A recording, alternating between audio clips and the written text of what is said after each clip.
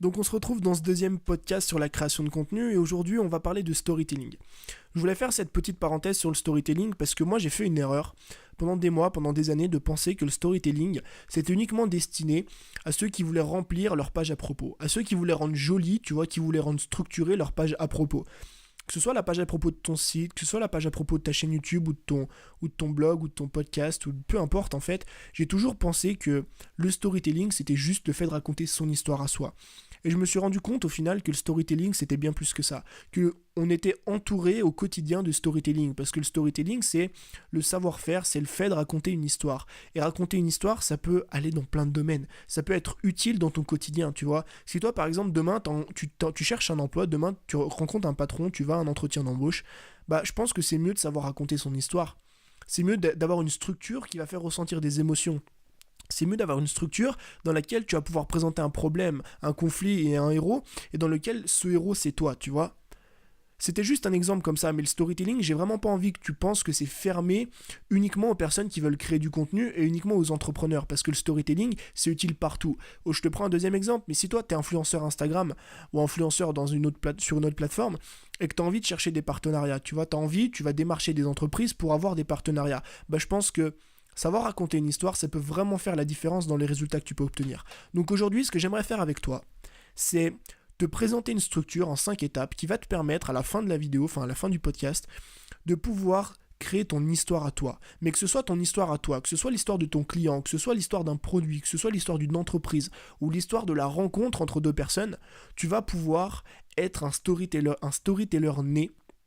Enfin, du coup, tu seras pas né, mais tu vas pouvoir être un bon storyteller, ou en tout cas meilleur storyteller que tu l'es probablement avant de regarder ce podcast. Donc la structure, elle est extrêmement simple, elle est utilisée par les plus grandes entreprises aujourd'hui, notamment Apple. Si tu regardes les publicités d'Apple, moi ça me fait toujours vibrer, tu vois. Pourquoi est-ce que les publicités d'Apple, elles font toujours vibrer les gens? Parce qu'il y a toujours une histoire dans leur publicité. Tu peux regarder, là tu vas sur YouTube, tu mets publicité Apple, tu regardes les vidéos et tu verras qu'il y a toujours une histoire, il y a toujours une cohérence entre ce qui est raconté, et c'est pour ça qu'Apple, aujourd'hui, moi je pense vraiment que c'est pour ça qu'Apple cartonne en tant qu'entreprise. Alors, la première étape du storytelling, c'est de trouver un sujet. Tu sais, il y a beaucoup de personnes, et moi le premier quand j'ai démarré, qui veulent raconter une histoire mais qui se trompent de sujet, tu vois. Si demain je te dis par exemple, regarde, tu vas vendre un produit, tu dois raconter une histoire pour vendre ce produit. Tu vas prendre quoi comme sujet?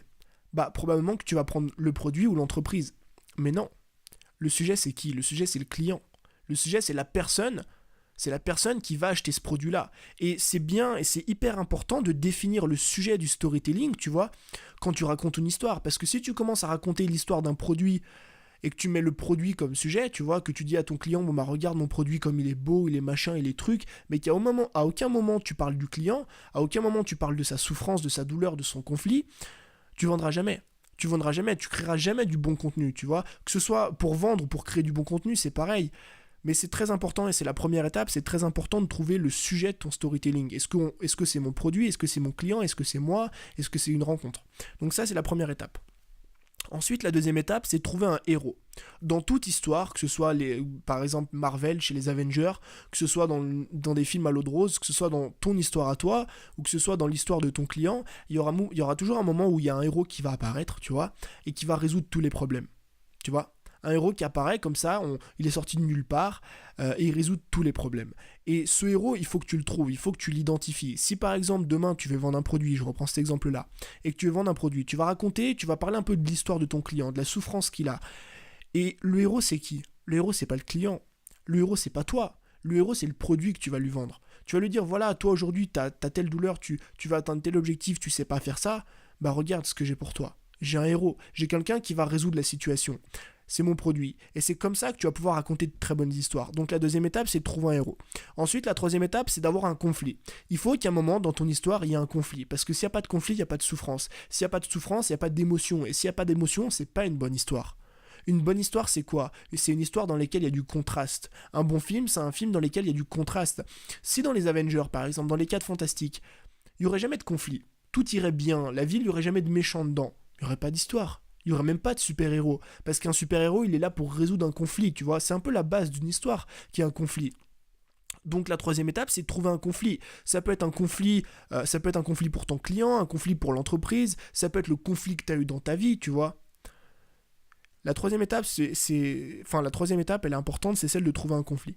Ensuite, tu as la quatrième étape. La quatrième étape, c'est celle dans laquelle on va structurer ton histoire.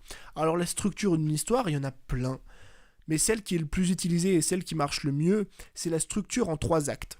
Alors tu as le premier acte, c'est l'acte où tu vas planter le décor. Tu vas installer le décor. Dans toutes les histoires, que ce soit celles qu'on raconte dans les livres, que ce soit les histoires que tu vois à la télé, les films à l'eau de rose ou que ce soit les films Marvel, je vais prendre cet exemple de Marvel, on installe le décor dans le premier acte. Alors installer le décor, c'est présenter. Ça veut dire que tu te présentes toi si tu racontes ton histoire, ça veut dire que tu présentes les personnages si tu racontes un film, tu présentes un petit peu la situation de départ, on est dans telle ville, on est à tel endroit, tu vois, tu montres un petit peu ce qui se passe pour installer le décor. Ensuite, tu as le deuxième acte. Le deuxième acte, c'est la phase où tu vas faire ressentir des émotions. C'est la phase de conflit. C'est dans cette phase-là que tu vas devoir faire ressentir la souffrance que ton client il a, si tu as envie de faire du contenu ou de vendre un produit. Ou alors, si par exemple c'est pour un film, c'est dans cette phase-là qu'il y a un conflit. Par exemple, je reprends mon truc d'Avenger, mais la phase de conflit dans Avenger ou dans d'autres Marvel comme ça, je dis Avenger et Marvel parce que j'aime trop ça, c'est cette phase où les méchants se battent contre les gentils, tu vois. Tout le long du film, t'as 2 ou 3 bagarres, en général peut-être 2 au milieu, où les méchants se battent contre les gentils, t'as un conflit, tu vois, ils attaquent la ville, il faut qu'on la défende. Et pour ton client, par exemple, le mec il a envie de perdre du poids, tu vois, ça fait 6 mois qu'il s'est mis au sport, au début ça allait vite, tu vois, il perdait du poids, mais là ça fait 3 mois qu'il stagne. Son conflit c'est ça, le conflit c'est la souffrance qu'il a parce qu'il n'arrive plus à perdre du poids, parce que ça fait 3 mois qu'il fait attention à ce qu'il mange, qu'il va au sport, mais qu'il stagne, qu'il n'arrive pas à avancer vers son objectif. Ça c'est le deuxième axe, c'est la deuxième étape, c'est la phase de conflit.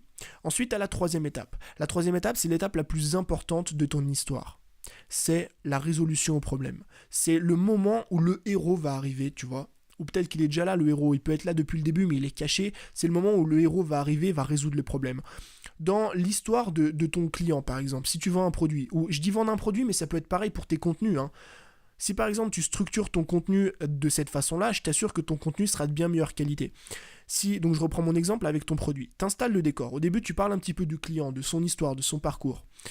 Ensuite, tu rentres dans la phase de conflit, tu commences à parler du fait que peut-être, je sais pas, ça fait 6 mois qu'il s'est mis au sport, au début ça allait vite comme tout le monde, tu vois, il perd du poids au début parce qu'il a jamais fait ça, et puis il y a une phase où il stagne, il y a un moment où il va au sport, il fait attention à ce qu'il mange, il réduit ses quantités, tu vois, mais le mec, il n'arrive plus à perdre de gras, au contraire, il perd du muscle, tu vois.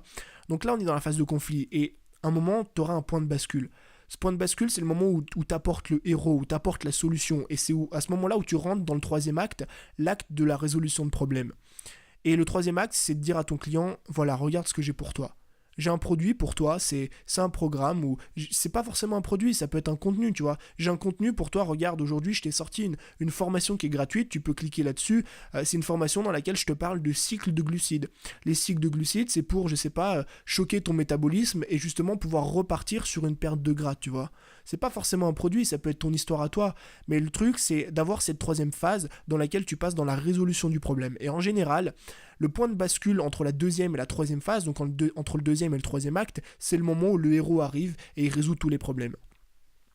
Et la cinquième étape, c'est une étape que tu vas devoir mettre tout au long de ton histoire, c'est les émotions.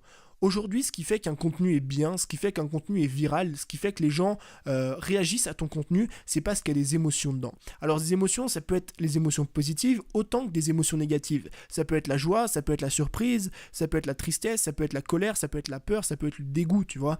Il y a plein d'émotions que tu peux faire ressentir dans une histoire.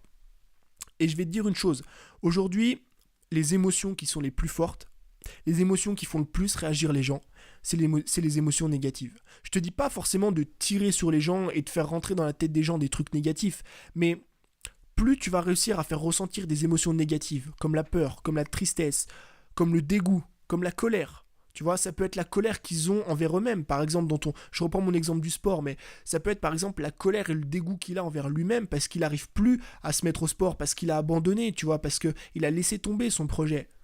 Ça, c'est faire ressentir des émotions. Et plus tu vas arriver à faire ressentir des émotions dans tes contenus, meilleurs seront tes contenus. Meilleure sera ton histoire. Et c'est comme ça que tu vas pouvoir réussir à créer du bon contenu, à créer une bonne histoire, à créer ta bonne histoire à toi, ou à créer la bonne histoire de ton produit. Et c'est comme ça que tu vas pouvoir vendre sur le long terme ou même juste créer du meilleur contenu, tu vois, ou même, encore une fois, comme on l'a dit tout à l'heure, te présenter par exemple à un nouvel investisseur, à un nouvel employé ou à une nouvelle marque si tu es influenceur. Donc voilà, c'est une structure, tu peux regarder la vidéo encore une fois et reprendre, reprendre des notes, mais je t'invite vraiment là à préparer ton prochain contenu, tu vois, à préparer ton prochain contenu, à préparer le prochain mail ou le prochain message que tu envoies en suivant cette structure-là. Donc je te répète, la structure, si tu as envie rapidement, la première étape, c'est de trouver le sujet de ton storytelling. Que ce soit toi, que ce soit ton client, que ce soit ton produit, tu vois, ou que ce soit une rencontre, c'est de trouver le sujet. Ensuite, la deuxième étape, c'est de trouver un héros, celui qui va apporter la solution au problème. La troisième étape, c'est de partir d'un conflit. Il faut que dans ton histoire, il y ait un conflit. Il faut que dans ton histoire, il y ait une souffrance, tu vois. Que ce soit pour toi, que ce soit pour ton client. Si par exemple, c'est ton histoire, bah, tu as eu un conflit. À un moment, tu voulais atteindre tel objectif, tu n'y es pas arrivé, tu doutais, tu vois. Tu as commencé à perdre pied et tu as failli abandonner. Ça, c'est un conflit. Ensuite, la quatrième étape, c'est de structurer son histoire en 3 actes. Premier acte, installer le décor.